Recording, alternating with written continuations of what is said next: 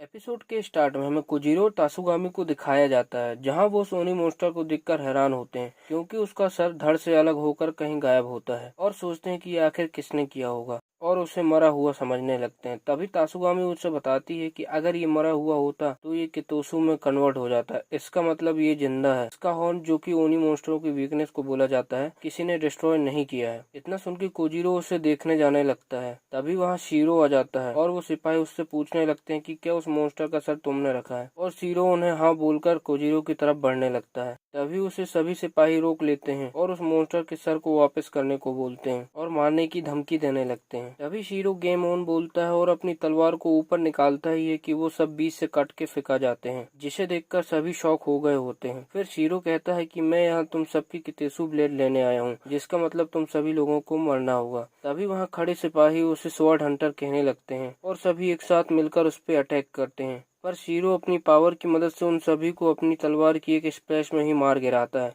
जिसे देखकर बच्चे लोग बहुत बुरी तरह डर गए होते हैं और कहते हैं कि ये आखिर कौन है, इसकी पावर तो नेक्स्ट लेवल है। वहीं तासुगामी और कोजीरो भी डर गए होते हैं। तभी तासुगामी कोजीरो नाम लेती हैं, जिससे शीरो को पता चल जाता है कि ये कोजीरो है, जो कि उस रेड हेड का दोस्त है, और वो कहता है कि मैं तुम्हें भी कितेसु ब्लेड में कन्वर्ट कर दूंगा, जैसा कि तुम्हारे उस लाल सर वाले दोस्त को किया। जिसे सुनकर कोजीरो बुरी तरह डर गया होता है। फिर हमें मुसाशी को दिखाया जाता है, जो कि ब्लैक स्टोन में कन्वर्ट हो रहा होता है। तभी वो सोल उसे कहती है कि तुम्हें फाइट करने की जरूरत नहीं है, तुम मेरे साथ हमेशा के लिए यहीं रहो, मैं तुम्हें मरता नहीं देख सकती। पर तभी वहाँ ऊपर से एक ग्रीन रोप आती है और वो मुसाशी को ऊपर खींच लेती है, जो कि नानो ने किया होता है। वहीं मुसाशी की थोड़ी देर के लिए मेमोरी लॉस हो जाती है। तभी नानो कहती है कि मैंने तुम्हें कुछ ज्यादा ही जल्दी खींच लिया, मुझे लगा तुम अब तक ब्लैक स्टोन में कन्वर्ट हो चुके होगे, और कहती है कि मैं अपना मिशन में फेल्ड हो गई। तभी वहाँ टाउन के लोग आते हैं और उसे कपड़े पहनाते हैं, और फिर अचानक से मुसाशी को सब याद आ गया होता है और वो तुरंत कोजीरो और तासुगामी के पास जाने लगता है, जहाँ वो अपने पास्ट को याद करने लगता है, जहाँ मुसाशी कोजीरो के डैड से माफी मांगने गया होता है अपने किए के लिए।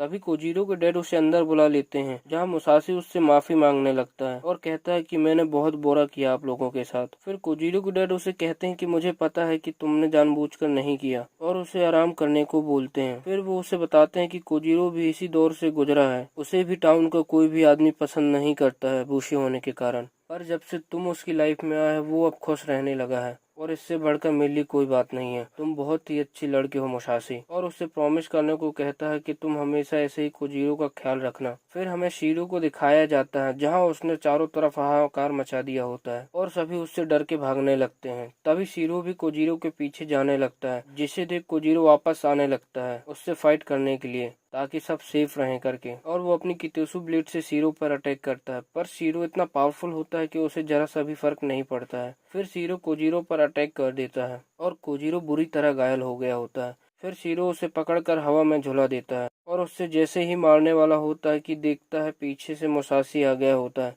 एकदम हीरो की तरह एंट्री लेके, जिसे देखकर सब खुश हो गए होते हैं। वही नानो भी एंट्री लेती है और शीरो को बताती है कि मैंने अपना मिशन कंप्लीट नहीं कर पाया, मैंने इसे ब्लैक स्टोन में कन्वर्ट होने से पहले ही जल्दी खींच लिया। फिर शीरो उसे कहता है कि कोई बात नहीं करके, और उसे मुसाशी को दिखाने लगता है और कहता है कि ये आधा ब्लैक स्टोन में कन्वर्ट हो चुका है। और फिर हमें पता चलता है कि शीरो को मुसाशी के अंदर जो सोल है, जिसे पावरफुल गॉडेस माना जाता है, उसकी तलाश होती है, ताकि वो उसे पाकर और भी पावरफुल बन जाए। फिर नानो कहती कि मैंने अपना वो मिशन कंप्लीट नहीं कर पाया, पर मैं इस रेड हेड वाले आदमी को मार के अपना मिशन कंप्लीट करूंगी। वहीं कोजीरो और मुसाशी भी तैयार हो जाते हैं, पर तासुगामी डर रही होती है और कहती है कि वो लोग कुछ ज्यादा ही पावरफुल हैं, हम लोग उसका सामना नहीं कर पाएंगे। पर मुसाशी की बातों से कोजीरो अपने डैड को सोचकर और तासुगामी उसकी बहन को याद करके मोटिवेट हो जाते हैं और तीनों रेडी हो जाते हैं फाइट के लिए। फिर नानो अपनी कितेसु ब्लेड निकालती है और 7 कितेसु ब्लेड की पावर को एक्टिवेट करती है और उन पे अटैक कर देती है। वहीं मुसाशी उन्हें काउंटर कर रहा होता है